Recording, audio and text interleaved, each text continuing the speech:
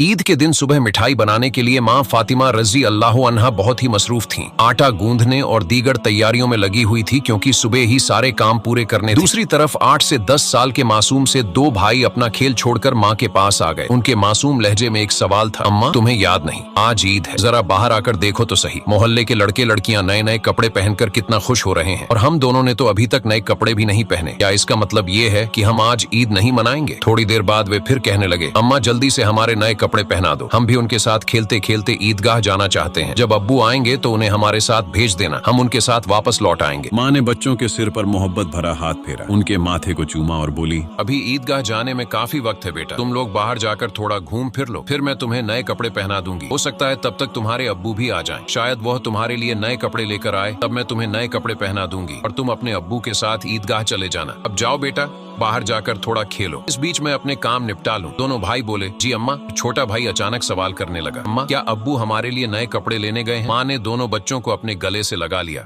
उनके माथे पर प्यार से चूमा और अपने दिल के आंसू पोछे हुए हंसकर कहा, हाँ बेटा तुम्हारे लिए नए कपड़े आएंगे, तुम्हें जरूर पहनाऊंगी। अब तुम लोग बाहर जाकर खेलो, सब ठीक हो जाएगा। माँ ने अपने रब पर यकीन करके अपने बच्चों को दिलासा दिया। दोनों भाई खुशी खुशी बाहर चले गए। माँ ने अपने आंचल से आंसू पोछे और मजबूरी में अपने काम में दोबारा मशगूल हो गई। कुछ देर बाद दोनों भाई फिर रोते हुए घर लौट आए। उन्होंने कहा, अम्मा वे लोग हमें अपने नए कपड़े दिखाकर चिढ़ा रहे हैं। वे कहते हैं, देखो तुम्हारे पास हमारे जैसे नए कपड़े नहीं हैं, अगर होते तो तुम इन्हें जरूर पहनते। वे कहते हैं कि हमारे अब्बू कैसे हैं जो ईद के दिन भी हमारे लिए नए कपड़े नहीं लाए। वे हमें ईदगाह चलने को कह रहे हैं और बोल रहे हैं, जल्दी से नए कपड़े पहन कर आओ। अगर आना है वे खजूर के पेड़ के नीचे खड़े हैं और तब तक हमारा इंतजार करेंगे जब तक हम नए कपड़े पहनकर उनके साथ ना चले, ताकि हम आपके साथ ईदगाह जा सकें। अम्मा अब्बू अभी तक क्यों नहीं आए? अम्मी हमें जल्दी से नए कपड़े पहना दो ताकि हम आपके साथ ईदगाह जा सकें। मासूम बच्चों की इस गुजारिश को सुनकर अम्मी अपने जज्बात पर काबू नहीं रख सकी। आंसू रोकना उनके लिए बड़ा मुश्किल हो गया, लेकिन बच्चे अम्मी को मजबूती से गले लगाकर खामोशी से उनकी ओर देख रहे थे। सब्र खो चुकी अम्मी अपने बच्चों को अपने सीने से लगाकर सिसक सिसक कर रोने लगी। कुछ ही पल में खुद को संभालते हुए अम्मी ने आंसू पोंछे और चेहरे पर जबरन एक हल्की मुस्कान लाते हुए बोली, अभी ईदगाह जाने का वक्त नहीं हुआ है बेटा, तुम लोग इतनी जल्दी क्यों कर रहे हो? नमाज के लिए अभी काफी वक्त है। इस दौरान बाहर जाकर थोड़ा घूम फिर आओ और देखो तुम्हारे अब्बू कहाँ हैं, उन्हें ढूंढ कर ले आओ। तब तक मैं अपना बाकी काम निपटा लेती हूँ, थोड़ा सा ही काम बचा है। अगर तुम्हारे अब्बू नए कपड़े लाते हैं तो मैं तुम्हें बहुत खूबसूरती से तैयार कर दूंगी, फिर तुम मिठाई खाकर अपने अब्बू के साथ ईदगाह जाओगे, ठीक है?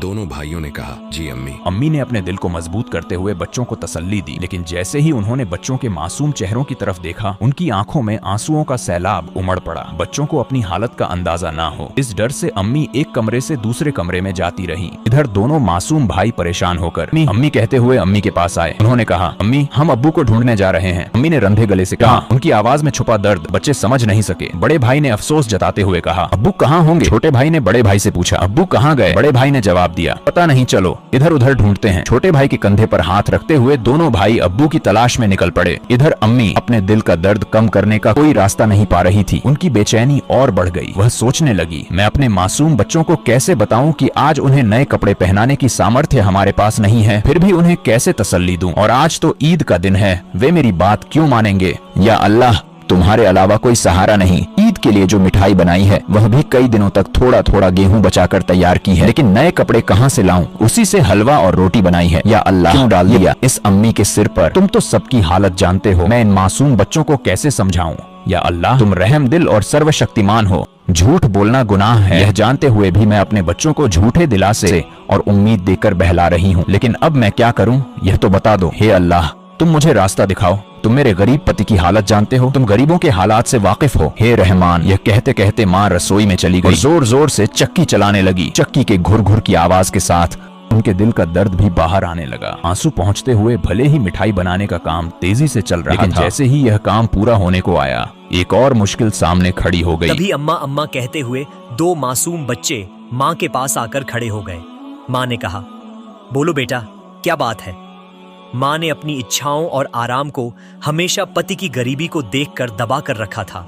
वह थोड़े में ही खुश रहती थी, लेकिन आज मासूम बच्चों की छोटी सी ख्वाहिश ने उनके धैर्य को तोड़ दिया। उन्होंने खुद को संभालते हुए बच्चों को गोद में उठा लिया, मुस्कुराने की कोशिश की, उनके माथे पर चुंबन किया और कहा, बोलो बेटा क्या कहना है। दोनों बच्चों ने हाथों से अपनी आंखें मसलना शुरू कर दिया। ये देखकर छोटे भाई ने भी बड़े भाई की नकल कर ली। माँ ने कहा, देखो बेटा, तुम्हारे अब्बा सही समय पर आ जाएंगे।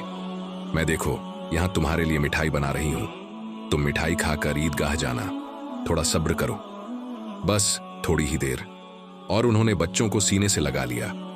उन्हें प्यार से समझाया और कहा, थोड़ा इंतजार करो बेटा, मिठाई अभी तैयार हो जाएगी। छोटे भाई ने आंखें मसलते हुए अचानक पूछा, लेकिन हमारे नए कपड़े? अम्मा। ये सुनते ही मां चौंक गई। जल्दी से बोली, अरे बेटा ऐसा करते हैं, तुम लोग जाकर पहले नहाओ, अभी तक नहाए भी नहीं हो। दोनों भाइयों ने एक साथ कहा, नहीं अम्मा, अभी तक नहीं नहाए। मां के लिए मासूम बच्चों से छल करना बहुत दर्दनाक था। उनका दिल अंदर ही अंदर जल रहा था। लेकिन उन्होंने हंसते हुए कहा, बेटा बिना नहाए क्या कोई ईदगाह जाता है? जाओ जल्दी से नहाओ, फिर सब तैयार हो जाएगा। दोनों भाइयों ने कहा, ठीक है अम्मा, हम अभी जाकर नहा लेते हैं, आप सब कुछ तैयार रखना, हम जल्दी से आ जाते हैं। दोनों खुशी खुशी झूमते हुए बाहर निकल गए। मां ने दुआ की, जाओ बेटा, अल्लाह हाफिज। बच्चे तो चले गए, लेकिन मां के दिल में चिंता और गहरी हो गई। उनका दिल जैसे एक अथाह सागर में डूब रहा था। मां सोचने लगी, जब वे वापस आएंगे और कहेंगे, हमें नए कपड़े पहनाओ, हम ईदगाह जाएंगे, तब मैं क्या करूंगी। मां का मन अब और नहीं संभल सका। उनकी आंखों से आंसू फूट पड़े। उन्होंने सजदे में गिरकर अल्लाह से दुआ की, हे अल्लाह, तुम ही मेरा सहारा हो, तुम इस बेबस मां की मदद करो, तुम मुझे इस स्थिति से बाहर निकालो। लो हे अल्लाह, तुम्हारे अलावा मेरा कोई नहीं है, मुझे राहत दो, इस स्थिति से मुक्ति दो। इसके बाद मां किसी उन्मादी की तरह बोलने लगी, हे अल्लाह, तुम तो बच्चों की मां का दिल समझते हो। 3 बार इन मासूम नासमझ बच्चों को बहला फुसलाकर मैंने किसी तरह संभाल लिया, लेकिन अब क्या करूं, अब क्या कहूं, तुम ही मुझे रास्ता दिखाओ। हे अल्लाह, तुम ही मुझे सहारा दो, तुम सर्वशक्तिमान हो, तुम सब कर सकते हो। फिर उन्होंने जोर से चिल्लाते हुए कहा, तुम सब कर सकते हो अल्लाह, तुम सब कर सकते हो। उधर नहाने के बाद दोनों भाई खुशी खुशी हाथ में हाथ डाले घर की ओर चल पड़े। कुछ ही देर में दोनों भाई हंसते खेलते घर पहुंचे और जोर से आवाज देने लगे, अम्मा अम्मा, हम आ गए अम्मा। लेकिन मां की ओर से कोई जवाब नहीं आया। छोटा भाई बड़ी मासूमियत से अपने बड़े भाई की ओर देखने लगा और पूछा, भैया मां बोल क्यों नहीं रही है, क्या मां सो रही है? बड़ा भाई छोटे भाई को अपनी बाहों में लेकर उसे दिलासा देने लगा, रुको मैं देखता हूं। जैसे ही बड़ा भाई मां को जगाने के लिए हाथ बढ़ाने वाला था, उसी समय दरवाजे पर जोर से खटखटाने की आवाज आई। बड़े भाई ने डरते हुए पूछा, कौन है बाहर? बाहर से कोई जवाब नहीं आया। दोनों भाई चकित होकर एक दूसरे की ओर देखने लगे। छोटा भाई डर के मारे बड़े भाई से चिपक गया। तभी फिर से दरवाजे पर जोर से खटखटाने की आवाज हुई। डर और घबराहट से दोनों भाई चिल्ला पड़े, अम्मा अम्मा बाहर कौन है? लेकिन मां की ओर से कोई आवाज नहीं आई। फिर दरवाजे पर खटखटाने की आवाज के साथ कुछ भारी खड़खड़ की आवाज सुनाई दी। दोनों भाई डर गए। उन्हें पता था कि अगर कोई रिश्तेदार, परिवार का सदस्य या पड़ोसी घर पर आता है तो वह हमेशा सलाम करता है, लेकिन यह सब कुछ उल्टा हो रहा था। बड़े भाई ने छोटे भाई को और कसकर गले लगाते हुए कहा, मुझे समझ नहीं आ रहा, यह क्या हो रहा है? मां भी कुछ बोल रही हैं। डरते डरते दोनों भाई दरवाजे के पास गए। जैसे ही वे वहां पहुंचे, बाहर से फिर से खटखटाने की आवाज आई।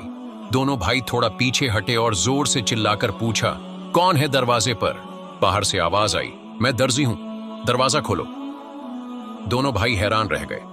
उन्होंने पूछा, दर्जी आप यहां क्यों? बाहर से आवाज आई, हां मैं दर्जी हूं, दरवाजा खोलो, मैं तुम्हारे लिए नए कपड़े लेकर आया हूं, इन्हें ले लो। जैसे ही यह बात सुनी, दोनों भाइयों ने जल्दी से दरवाजे की कुंडी खोली। सामने एक व्यक्ति नए कपड़ों के गट्ठर के साथ खड़ा था। दोनों भाई एक पल के लिए हैरान रह गए। दर्जी ने कपड़े उनकी ओर बढ़ाए। बड़े भाई ने झटपट कर सारे कपड़े अपने हाथों में ले लिए और छोटे भाई का हाथ पकड़कर तेजी से दौड़ते हुए मां के पास पहुंचा। उस समय मां अब भी संभल नहीं पाई थी। वह गुपचुप आंसू बहा रही थी। दोनों भाई बोले, अम्मा अम्मा देखो, दर्जी हमारे लिए कितने सुंदर सुंदर नए कपड़े लेकर आया है, जल्दी से हमें कपड़े पहनाओ, हम ईदगाह जाएंगे। बड़े भाई की बात सुनते ही छोटा भाई भी चहक हुए बोला, हां अम्मा जल्दी करो, अगर देर हो गई तो हमें नमाज का समय नहीं मिलेगा। माँ यह सुनकर हैरान रह गई। कुछ पल के लिए बच्चों की ओर देखा और उन्हें गले लगाकर फूट फूट कर रोने लगी। इसके तुरंत बाद उन्होंने बच्चों को छोड़ दिया और सीधे सजदे में गिर गई। उन्होंने कहा है, अल्लाह, तुम्हारी महानता को कौन समझ सकता है। उन्हें तुरंत समझ में आ गया कि जो व्यक्ति नए कपड़े लेकर दर्जी बनकर आया था वह वास्तव में दर्जी नहीं था, निश्चित ही वह अल्लाह के भेजे हुए फरिश्तों में से एक था। माँ सजदे से उठी और जल्दी से बच्चों से बोली, जाओ बेटा जाओ, उसे मेरा सलाम कह देना और कहना कि वह आज हमारे घर से विदा हो जाए। लेकिन बच्चों को यह बात याद ही नहीं रही। दोनों भाई नए कपड़े पाकर इतने खुश थे कि उनकी खुशी का ठिकाना नहीं रहा। माँ ने बच्चों को देख उनके सिर और पीठ पर हाथ फेरकर उन्हें गोद में लेकर प्यार किया और माथे पर चूमा। फिर हल्के से डांटते हुए कहा, बेटा क्या तुम अभी तक नहीं गए? दर्जी साहब को क्या लगेगा? वे सोचेंगे कि इस घर के लोग कितने बदतमीज हैं। मेहमान बाहर दरवाजे पर खड़ा है और तुम यहां मस्ती कर रहे हो। तुमने उसे भूल ही गए। यह तो बहुत बड़ा गलत व्यवहार है। तुरंत जाओ, उसे मेरा सलाम पहुंचाओ और कहना कि वह आज हमारे मेहमान बने। जाओ बेटा, उन्हें बैठक में आराम से बैठने के लिए कहो। बिना देरी किए दोनों भाई दरवाजे की ओर भागे, लेकिन तब तक दर्जी घोड़े पर सवार होकर घर से बहुत दूर निकल चुका था। दोनों भाई जोर से चिल्लाने लगे, दर्जी साहब, ओ दर्जी साहब, अम्मा ने आपको सलाम कहा है, जल्दी वापस आइए। आज आप हमारे घर दावत पर आइए। हम बैठक का दरवाजा खोल रहे हैं। लेकिन दूर से हवा के साथ जवाब आया, अपनी अम्मा और अब्बा को मेरा सलाम देना, किसी और समय मिलने आऊंगा। अस्सलामु अलैकुम। दोनों भाई दौड़ते हुए माँ के पास आए और सब कुछ बता दिया। बोले, दर्जी साहब ने तुम्हें और अब्बा को सलाम कहा है। वह घोड़े पर सवार होकर उस तरफ जा रहे हैं। जल्दी आओ माँ, उन्हें देखोगी ना? जल्दी करो और खिड़की से देख लो। जल्दी आओ माँ, अगर देर करोगी तो उन्हें फिर नहीं देख पाओगी। दर्जी साहब कितने खूबसूरत लगते हैं। आओ ना माँ। माँ ने बच्चों की बात सुनकर खिड़की के पास आकर खड़ी हुई और बाहर की ओर देखा। उन्होंने देखा एक तेजस्वी पुरुष नजर आया। वह आकाश की ओर उड़ते जा रहे थे और उनके शरीर की चमक चारों ओर फैली हुई थी। उनकी रोशनी सूर्य की किरणों को भी फीका कर रही थी। मां तन्मय होकर यह सब देख रही थी। अचानक वह पुरुष घोड़े सहित कहीं अदृश्य हो गए। उन्हें अब और नहीं देखा जा सकता था। इतने में दोनों भाई जोर से चिल्लाकर बोले, अम्मा, अम्मा, देखो वो रहे, अब्बा दूर से आ रहे हैं। वह मां ने बच्चों को लेकर अंदर कमरे में ले गई और उनके शरीर पर नए कपड़े पहनाने लगी। उसकी आंखों से खुशी के आंसू बह रहे थे। दोनों भाइयों ने हैरानी से पूछा, अम्मा, अम्मा, तुम क्यों रो रही हो? मां ने कहा, बेटा मैं क्यों रो रही हूं यह तुम अभी नहीं समझोगे। तुम्हारी उम्र अभी इतनी नहीं हुई है।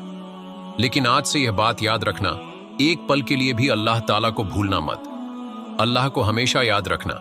जो हमेशा अल्लाह को याद रखता है वह कभी भी मुसीबत में नहीं पड़ेगा। अगर तुम इस छोटी सी बात को हमेशा अपने दिल में बसा लोगे और जिंदगी भर अल्लाह को नहीं भूलोगे तो देखोगे कि अल्लाह हमेशा तुम्हारी मदद करेगा। वादव कभी तुम्हें कठिनाइयों में नहीं डालेगा। माँ अपने बच्चों को यही नसीहत दे रही थी और साथ ही उन्हें नए कपड़े पहना रही थी। जब बच्चों को सजाने का काम पूरा हो गया तो माँ ने सुरमे का डिब्बा लाकर छोटे बेटे की आंखों में सुरमा लगाया।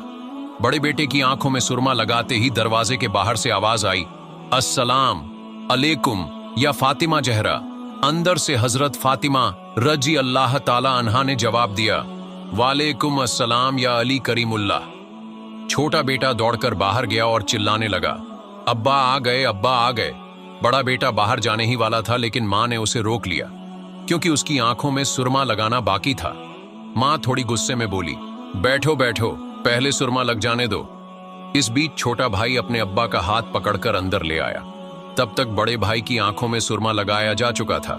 दोनों बेटों को देखकर अब्बा हैरान हो गए और बोले, यह क्या, इतने सुंदर कपड़े ये कहां से आए?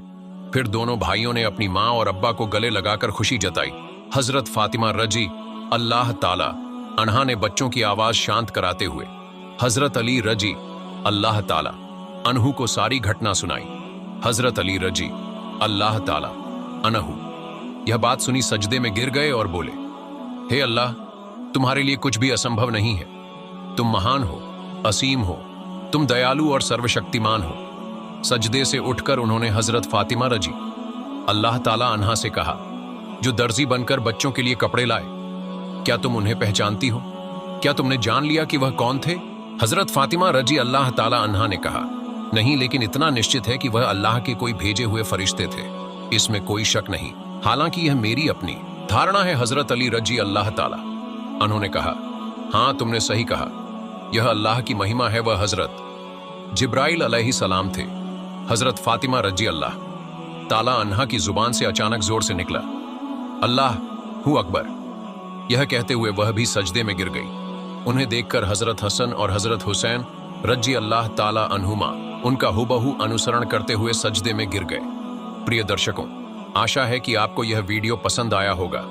अगर अच्छा लगा हो तो इसे लाइक और शेयर करें ताकि अन्य मुस्लिम भाई बहन भी इसे जान सके, और इस तरह की और वीडियो पाने के लिए हमारे चैनल ओल्ड हिस्ट्री को सब्सक्राइब करें। अस्सलाम वालेकुम, खुदा हाफिज।